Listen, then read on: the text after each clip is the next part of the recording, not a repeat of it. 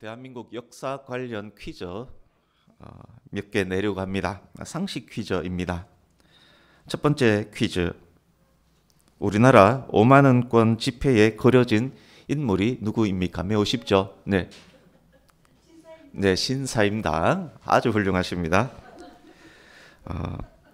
두 번째 퀴즈입니다. 조금 더 어려워집니다. 지폐에 그려진 인물 중에 신사임당과 밀접한 사람이 있습니다. 누구이며 얼마권 지폐입니까? 자, 어려워졌죠? 네, 율곡 2까지 나왔습니다. 5,000원. 네, 율곡 2 5,000원. 아주 훌륭하십니다. 그러면 이이와 신사임당은 어떤 사이입니까? 네, 신사임당의 아들이 율곡 2입니다. 세 번째 퀴즈. 임진왜란 발발 9년 전에 병조 판서이던 율곡 2는 일본의 조선 침공을 예견하고 임금에게 10만 양병, 우리 국사책에 10만 양병설, 10만 양병을 주창합니다. 당시 장부상 병력이 30만이 넘었지만 실제 전투에 가능한 인원은 몇천 명이 안 되었다라고 합니다. 10만 양병을 주창하는데 그때 임금은 이이의 10만 양병을 묵살합니다. 이이의 10만 양병설을 묵살한 조선의 임금은 누구일까요? 네, 선조. 우리 권지사님이 대단하십니다. 선조입니다. 왜냐하면 임진왜란과 관계에 있기 때문에 임진왜란이 언제 일어났는지 생각하면 알 수 있습니다. 선조입니다. 선조가 10만의 정예군을 만약 양성했다면 감히 일본이 조선을 넘보지 못했을 것입니다. 이제 선조 임금에 조금 집중해 보겠습니다. 선조 나이 40세가 되었을 때 임금이 된 지 25년이 된 때에 1592년 임진년 5월 23일 음력 4월 13일입니다. 5월 23일 왜군이 부산으로 들어옵니다. 일본군이 부산 진전투, 동래성 전투, 상주성 전투를 순식간에 다 이깁니다. 한양을 향해서 거침없이 진군합니다. 한양에 이르는 마지막 관문이라고 할 수 있는 충주까지 부산에 도착한 지 보름 만에 도착해버립니다.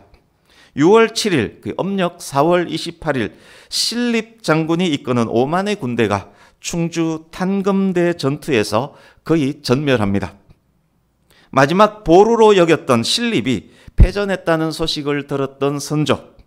6월 8일, 음력 4월 29일 금음날입니다. 달이 없는 금음날. 금음날 밤에 비까지 오는 날에 서둘러 왕궁에서 나와서 파천길, 도망길에 오릅니다. 임금, 신하들, 후궁, 내시, 궁녀, 호위병들도 흠뻑 젖은 상태로 도망합니다. 가마는 진흙탕을 뒹굴며 갑니다. 임금이 백성을 버리고 도망한다는 소식을 들었던 백성들이 길을 가로막고 그리고 울면서 엎드려서 통곡을 합니다. 가로막는 몇 명의 백성들을 본보기로 칼로 베어버립니다. 1차 목적지는 개성입니다. 이후 일본군은 한양까지 거침없이 올라왔고 한양까지 점령당하고 임금은 평양을 거쳐서 압록강변 의주까지 도망합니다. 도망하면서 명나라 왕에게 도와달라는 눈물의 편지를 쓰고 그리고 명나라 망명 계획까지 세웠습니다. 한양을 떠나 도망하던 그날 이야기를 계속하겠습니다. 임진강에 이르러자 밤이 되었습니다. 비가 내린 뒤라서 날씨가 추웠습니다. 추위를 피하기 위해서 신하들과 호위 군인들이 민가로 가서 닥치는 대로 나무를 가져와서 불을 피웁니다. 다음날 아침 임진강을 건너야 하는데 나룻배가 부족합니다. 인근 마을에 가서 대문짝, 방문짝, 기둥뿌리 다 뽑아서 뗏목을 만듭니다. 민가에 남은 물품들 중에 혹시 뗏목의 재료가 될 수 있는 것들은 자기가 쓰지 않더라도 다 불태워버립니다. 그리고 강을 건넙니다. 모두가 강을 건넜습니다. 강을 건넌 후에는 사용한 나룻배와 뗏목을 모두 불태워버립니다. 왜 불태웠느냐? 혹시 왜군이 쫓아와서 뗏목을 사용하면 안 되기 때문에 만들어 놓은 뗏목뿐만 아니라 뗏목의 재료가 될 수 있는 것까지 다 불태워버립니다. 자기 살겠다고 백성을 버리고 도망하는 왕이 민가를 약탈했습니다. 왜군이 오면 백성들도 뗏목을 만들어서 강을 건너야 할 텐데 백성의 피난길까지 막아버립니다. 역사는 말씀드린 이 선조를 조선 최악의 왕 중에 한 명으로 그렇게 기록을 합니다. 이제 오늘 본문에 들어갈 텐데 본문 이해를 위해서 오늘도 미리 확인해야 할 것이 있습니다. 미리 확인할 것을 잘 확인하면 본문 이해가 훨씬 수월합니다. 남유다의 왕들에 대해서 먼저 알아야 합니다. 그 남유다 말기 왕들에 대해서 짧게 설명을 드리겠습니다. 여호와 보시기에 정직하게 행하고 다윗의 길로 행하여 좌우로 치우치지 않았던 요시야 왕이 안타깝게도 애굽의 그 이집트의 바로 느고를 막다가 머깃도에서 전사합니다. 이어서 요시야의 아들 여호아하스가 왕이 됩니다.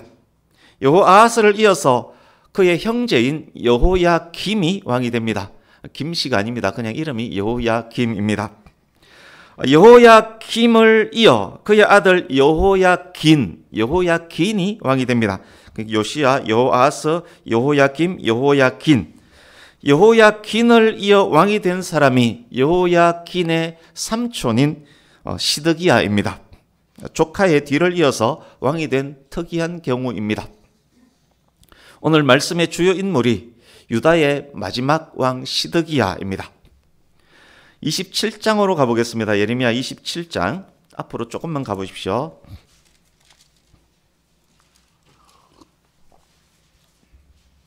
27장 20절 보십시오.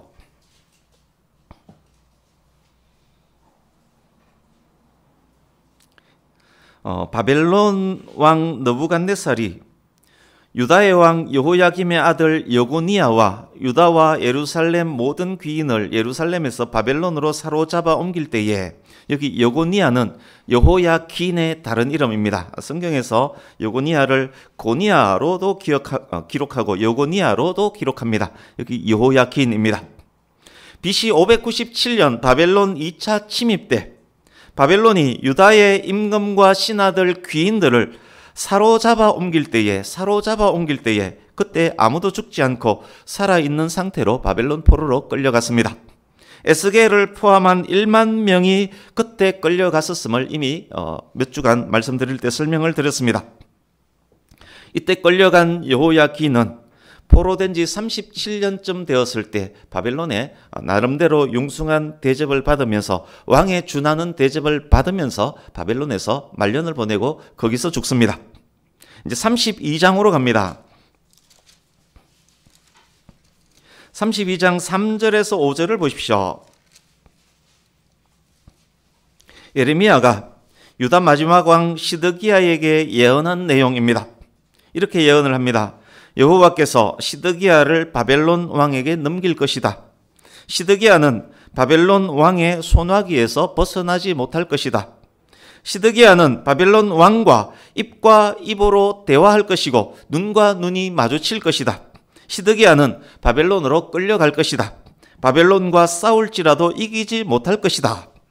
이 예언으로 인해서 예레미야는 감옥에 갇힙니다. 예레미야와 동시대 선지자 중에 에스겔이 있음을 말씀드렸습니다.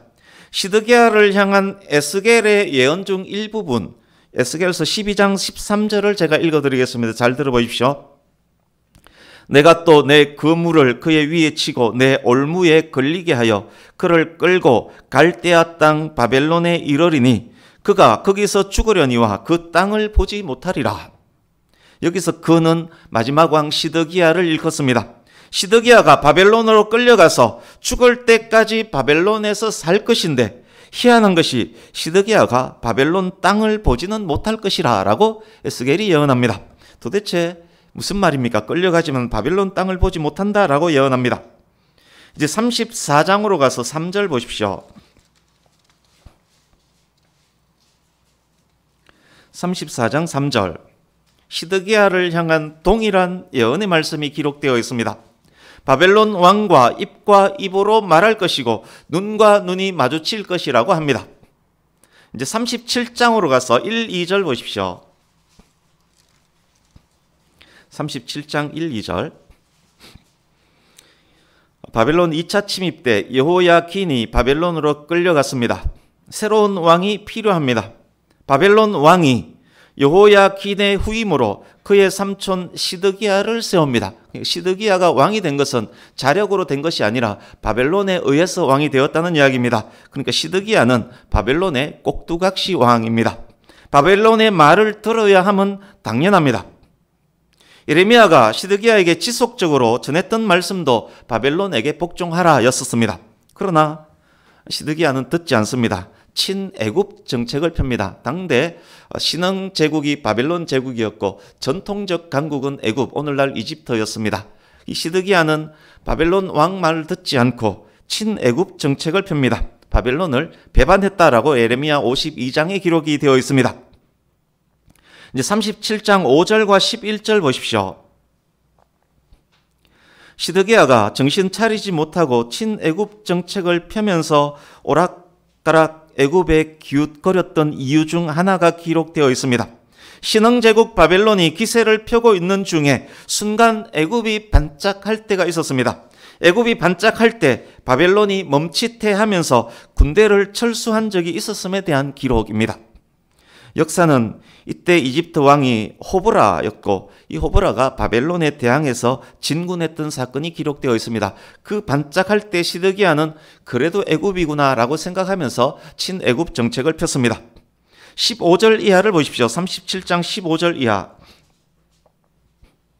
이럴 때 바벨론에게 복종하라 라고 말했던 예레미야는 유다 고관들의 주도에 의해서 웅덩이 감옥에 갇힙니다.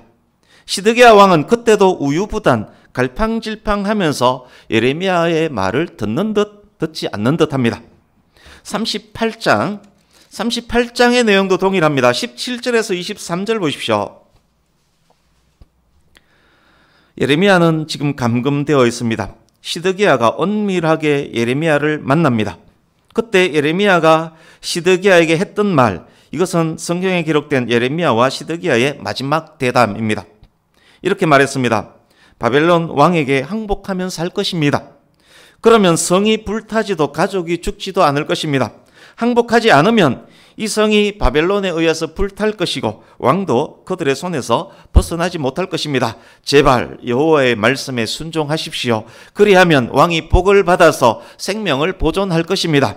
제발 간신들의 꼬임에 넘어가지 마십시오. 라고 예레미야가 시드기야에게 예언하면서 대화를 하면서 했습니다. 이제 24절에서 27절 보십시오.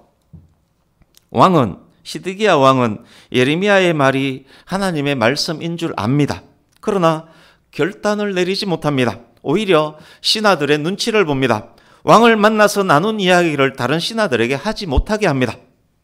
시드기야 신앙의 가장 큰 문제점 중 하나가 애매모호함입니다. 결정을 못합니다. 외부 압박에 강단 있게 대처를 하지 못합니다. 친애굽파 신하들 압력에 굴복해서 진리를 잃어버립니다. 라오디게아 교회처럼 차지도 뜨겁지도 않는 신앙이 시드기야의 신앙입니다. 하나님께서 라오디게아 교회처럼 입에서 토하여 내버리실 것입니다. 38장 28절 보십시오. 시드기야의 우유부단함으로 인해서 예레미야는 여전히 감옥들에 갇혀 있습니다. 진리가 무엇인지 알고 강단 있게 했다면 예레미야는 감옥에서 나와야 하는데 여전히 감옥들에 갇혀 있습니다. 이런 상황에서 본문이 있습니다. 하나님께서 차갑지도 뜨겁지도 않는 시드기야를 입에서 토해버리는 장면이라고 할 수 있습니다. 이해하기 쉽게 본문 순서를 입체적으로 재배치해서 간략하게 설명을 드리겠습니다. 시드기야가 친애굽 정책을 폈음에도 불구하고 애굽은 유다를 돕지 않습니다. 본문 6절 보십시오. 39장 6절. 현재 바벨론 왕은 림나에 있는 지휘사령부에 있습니다. 림나는 예루살렘에서 북동쪽으로 직선거리 280 혹은 290km 지점에 있습니다.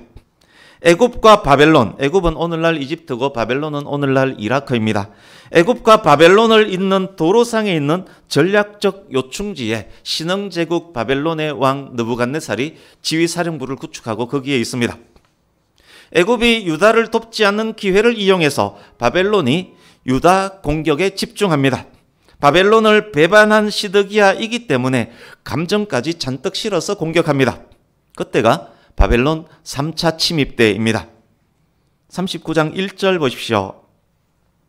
시드기야가 왕이 된 지 9년째 해에 BC 588년 10째 달에 3차 침입을 했습니다. 2절, 이 공격은 시드기야 11년 BC 586년 넷째 달까지 계속됩니다. 그 2년 동안 예루살렘은 완전히 포위되어 있었습니다. 성 밖으로 나갈 수가 없기 때문에 성 안에 있는 사람들의 고통은 어마어마했을 것입니다. 굶어 죽은 사람도 부지기수였을 것입니다. 2년을 버텼지만 넷째 달 9째 날에 예루살렘은 결국 함락됩니다.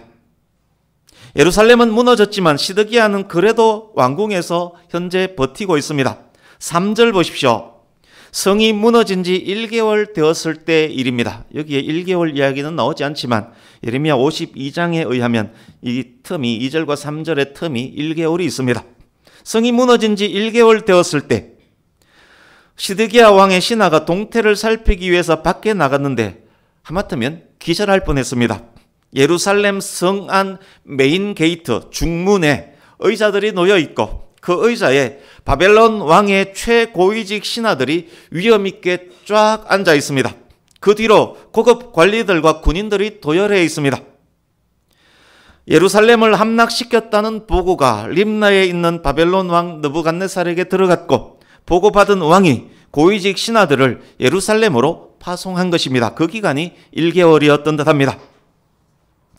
영화 관상에서 수양대군의 수양대군 역의 이정재가 등장하는 장면 보셨을 것입니다. 영화 보셨으면 그 장면이 굉장히 가슴을 쿵쿵 뛰게 하는 그런 장면이었습니다.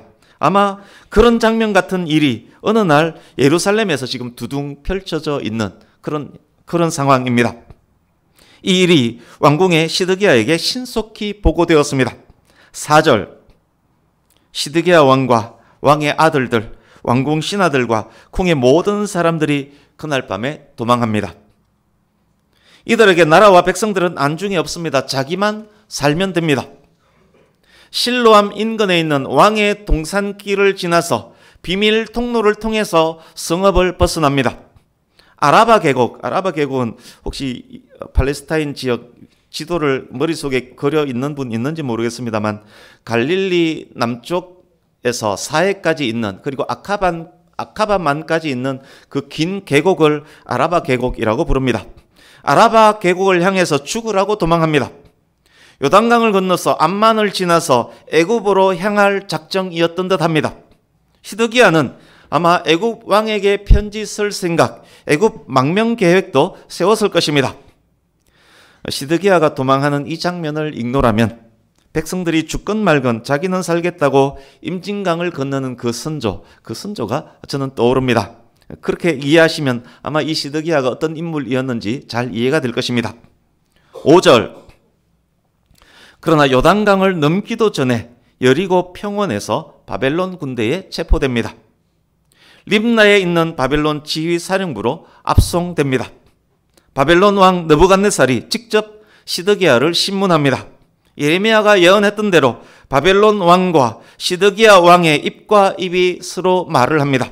서로의 눈과 눈이 마주칩니다. 6절, 바벨론 왕이 시드기야와 함께 압송된 유다의 고관들과 시드기야의 아들들을 시드기야가 보는 앞에서 처형합니다.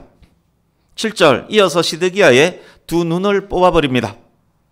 시드기야가 자기 눈으로 마지막 본 것은 아들들과 신하들이 죽는 모습, 무섭게 노려보는 바벨론의 왕, 자기 눈을 뽑으러 오는 군인들입니다. 눈이 뽑힌 시드기야는 꽁꽁 묶여서 바벨론으로 끌려갑니다. 바벨론 2차 침입 때 전임 왕 여호야긴과 왕궁의 귀족들은 산채로 끌려갔는데 시드기야 일행들은 림나에서 다 죽임당합니다. 생존한 시드기야는 눈이 뽑힌 채 끌려갑니다. 시드기야가 바벨론 땅에 도착했습니다. 두 눈이 뽑혔기 때문에 바벨론 땅을 볼 수가 없습니다. 그 땅을 보지 못하리라 희한하다고 여겼었던 에스겔의 예언이 정확하게 성취됩니다. 죽을 때까지 감옥에 있었다는 기록 외에 이후 시드기야와 관련된 기록은 성경에 없습니다. 이제 8절에서 10절 보십시오. 전쟁에서 패배한 남유다의 참상입니다. 바벨론 군대가 왕궁과 백성의 집들을 다 불태웁니다. 성전도 불살랐습니다. 예루살렘 성벽을 무너뜨려 버립니다. 보물들, 귀중품들이 다 탈취당했으면 말할 필요도 없습니다. 부녀자들을 욕보인 것도 말할 필요 없습니다. 예루살렘에 파송된 바벨론 군대의 총사령관 느부사라단이 성중에 남아서 버티던 자, 바벨론에게 항복한 자, 그 외에 남아있던 자를 다 잡아서 끌고 갑니다. 바벨론 입장에서 효용 가치가 없는 가난한 빈민들은 유다에 남겨서 농사를 짓게 합니다. 산산이 조각나버린 나라 유다입니다. 남은 자들은 바벨론 입장에서도 아무짝에 쓸모없는 자들밖에 없습니다. 자연과 자원도 박살났습니다. 희망도 꿈도 기대할 수 없는 나라가 되고 말았습니다. 11절에서 18절 보십시오. 나라가 찢어지고 부서졌지만 하나님의 종 예레미야와 예레미야를 도왔던 에벳 멜렉은 건재합니다. 하나님께서 하나님 종의 생명과 다른 신실한 사람들의 생명을 환난 중에도 지키고 계심을 볼 수 있습니다. 나라가 폭삭 망했지만 예레미야는 백성 가운데 남아서 하나님 말씀 선포 사역을 계속하게 됩니다. 이게 이제 39장의 내용입니다. 이제 말씀을 마무리해 가겠습니다. 첫 번째 본문 1절, 2절 보십시오. 유다 시드기야 왕 제9년 10째 달에 시드기야 제11년 넷째 달 9째 날에. 성경이 역사책은 아니지만 성경의 모든 기록은 역사적 사실입니다. 그러기에 우리가 다시금 확인하게 되는 것이 있습니다. 예레미야가 참 하나님의 선지자였다는 것입니다. 예레미야의 예언들이 역사 속에서 정확하게 성취되었다는 것입니다. 천지는 없어질지라도 하나님의 말씀은 1.1획도 없어지지 않고 다 이루어진다는 사실, 오늘 본문을 통해서 확인하게 되는 중요한 사실입니다. 두 번째 4절에서 10절을 보십시오. 왕과 왕자들, 고관 대작, 경호하는 군인들, 성중에 남아 있었던 자들, 멸망한 이후에 바벨론에 항복한 자들, 남아서 경작을 해야 하는 가난한 빈민들, 여기 명시된 사람들이 사실상 모든 백성들입니다. 대부분 백성들이 이렇게 망했다는 것은 대부분 백성들이 하나님 앞에 신실하지 못했다는 의미입니다.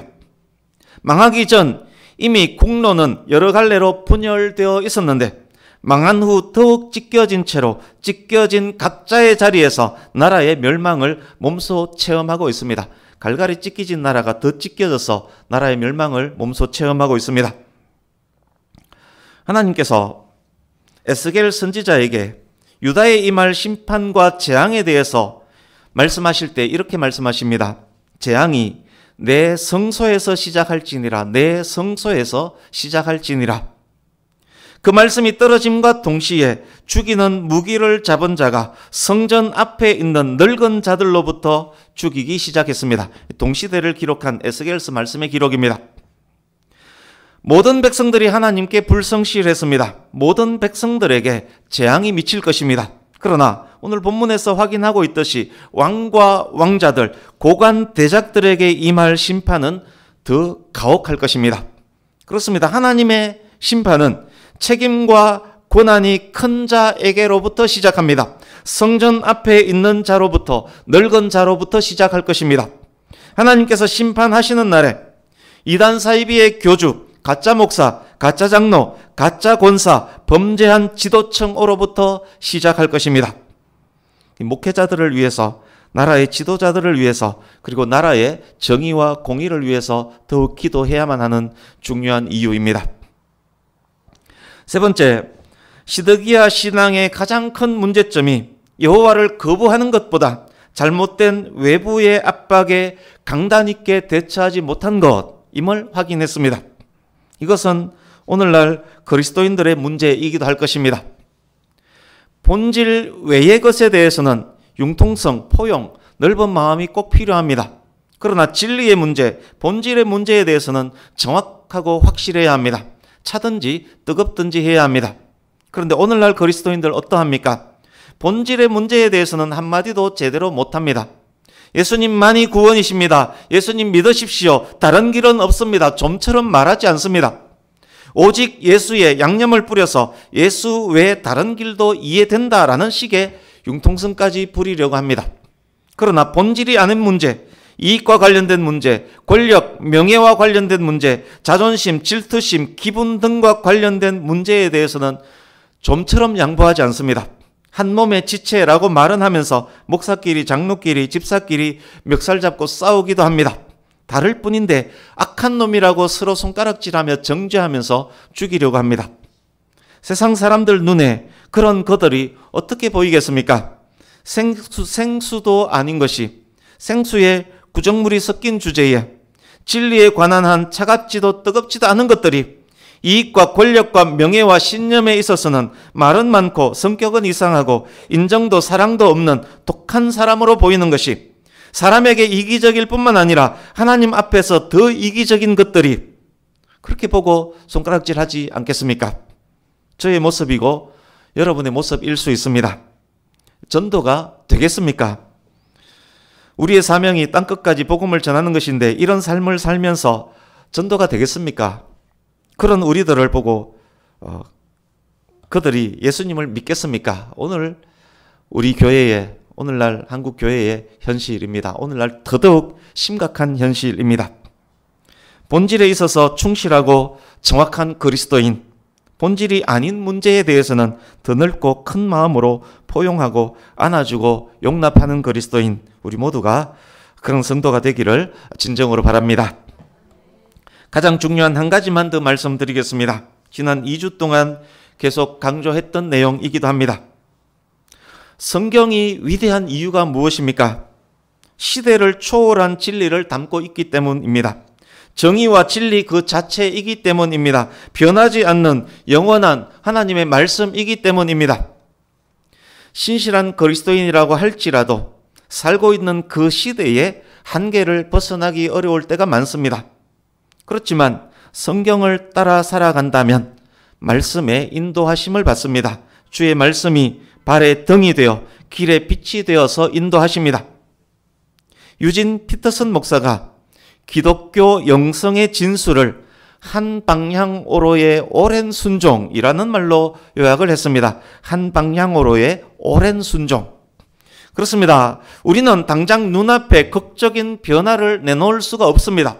그러나 방향이 분명하고 그 방향 안에서 인내하면서 걸어갈 수만 있다면 어느덧 목적지에 도달해 있는 우리를 보게 될 것입니다. 신명기 8장 1절에서 말씀합니다. 내가 오늘 명하는 모든 명령을 너희는 지켜 행하라. 그리하면 너희가 살고 번성하고 여호와께서 너희의 조상들에게 맹세하신 땅에 들어가서 그것을 차지하리라. 여호수아 1장 8절에서 말씀합니다. 이 율법책을 내 입에서 떠나지 말게 하며 주야로 그것을 묵상하며 그 안에 기록된 대로 다 지켜 행하라. 그리하면 내 길이 평탄하게 될 것이며 네가 형통하리라. 주보 오른쪽에 하단에 있는 디모데후서 3장 15절에서 17절 말씀 같이 읽겠습니다.